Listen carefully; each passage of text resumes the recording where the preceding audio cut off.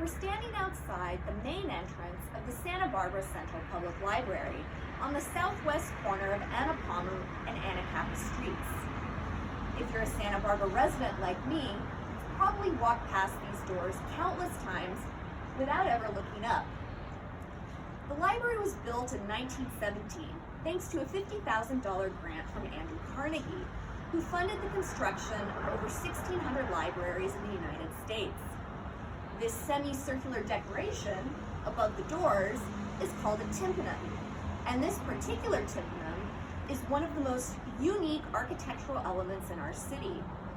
It was designed in 1924 by the architect Carlton Winslow, who was a key proponent of Spanish colonial revival architecture in Southern California in the early 20th century. The history of the tympanum as an architectural element goes back to the days of ancient Greece. It was then adopted by the ancient Romans for all kinds of civic monuments and became a prominent feature of medieval European churches.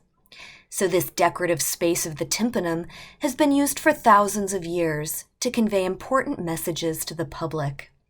Wealthy Greeks and Romans were expected to fund the construction of public buildings like temples and bathhouses, and they let everyone know who paid for them by displaying their names prominently above the entrance. In the Middle Ages, the church tympanum was used to convey messages of a different sort. Scenes of the Last Judgment and other biblical events sent a clear message to medieval Catholics that the intercession of the clergy was their only path to salvation.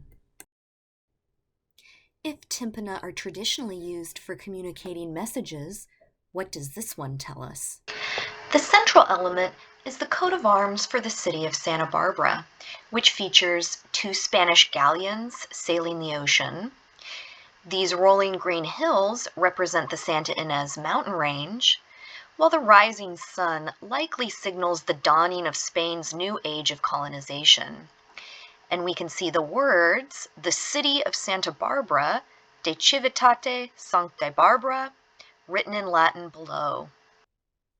The 2 central figures on either side are Plato and Aristotle, both identified by their names in Greek below.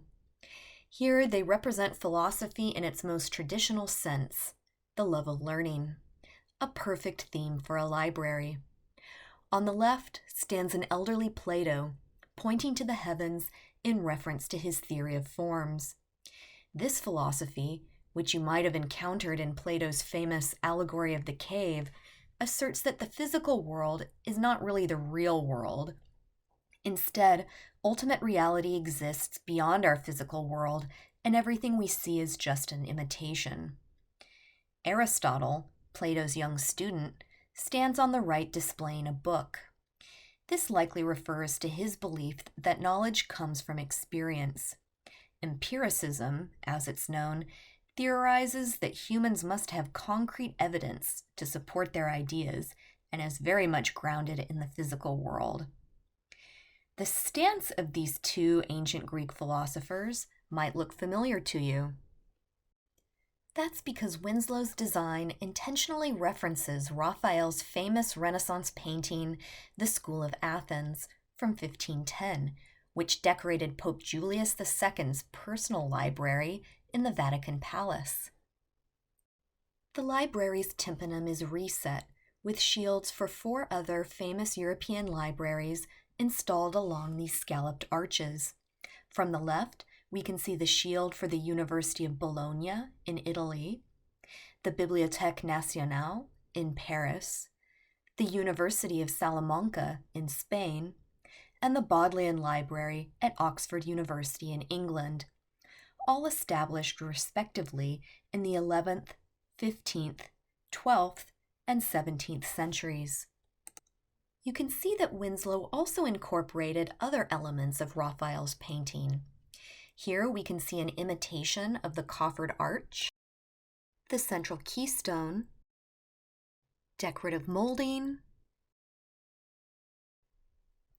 and the pilasters with the same ornamentalized floral relief as the School of Athens. The overflowing fruit is another common classicizing element, which here likely references the abundant riches of colonial New Spain. The chalice and shining Eucharistic wafer among bunches of grapes is a subtle nod to the role of Christianity and the Catholic Church in the colonizing enterprise. Winslow was an active Episcopalian and well known for designing churches in the area, so he may have discreetly added this religious motif for personal reasons. So the message that Winslow and the city of Santa Barbara are communicating through this tympanum is more complex than you originally might have thought. The iconography is a hybrid of an American romanticized view of Santa Barbara's history of Spanish colonialism, together with an ambitious tribute to European Western civilization, represented by the shields of historic European libraries and the clear references to Raphael's famous Renaissance-era painting that decorates the Pope's Vatican Library.